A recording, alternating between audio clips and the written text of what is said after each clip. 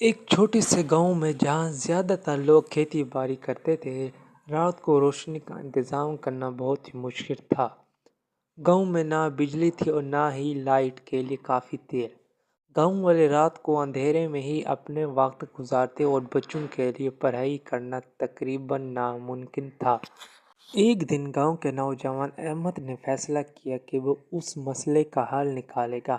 احمد کو بچپن سے ہی سائنس میں دلچسپی تھی۔ اس نے اپنی پرانی کتابوں سے پڑھ کر یہ جانا کہ سورج کی روشنی کو جمع کر کے ایک روشن کا ستون بنایا جا سکتا ہے جو رات کو بھی چمکے گا۔ احمد نے گاؤں کے لوگوں سے کہا کہ اگر وہ اسے کچھ آئینہ اور شیشے کے ٹکڑے دیں تو وہ ایک تجربہ کریں گے۔ گاؤں والوں نے حیرت سے احمد کی بات مانی اور اپنی پرانی چیزیں اسے دیں۔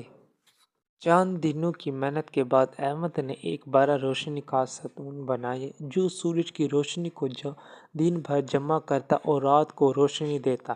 جب اس نے پہلی بار اس ستون کو گاؤں کے چوراہے پر رکھا تو گاؤں والے حیران رہ گئے۔ رات کو پورا چوراہا روشنی سے بھرا گیا تھا۔ احمد کی محنت اور عقل سے نہ صرف گاؤں کی زندگی آسان ہوئی بلکہ بچے بھی رات میں بیٹھ کر پڑھنے لگے۔ گاؤں کے بزرگوں نے احمد کی ذہنیت کی تعریف کی اور کہا، احمد تم ہمارے گاؤں کے لیے ایک روشنی بن گئے ہو۔ گاؤں کے دیگر نوجوانوں نے بھی احمد سے یہ سیکھا کہ محنت اور عقل سے بڑی مشکلات کا حل نکالا جا سکتا ہے۔ احمد کا بنایا ہوا ستون روشنی کا ستون گاؤں والے کے لوگ دور دور سے دیکھنے کے لیے آتے تھے۔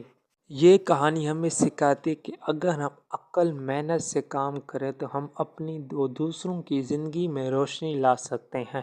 احمد کی محنت نے ثابت کیا کہ نئے خیالات اور جذبے کے ساتھ کچھ بھی ممکن ہے۔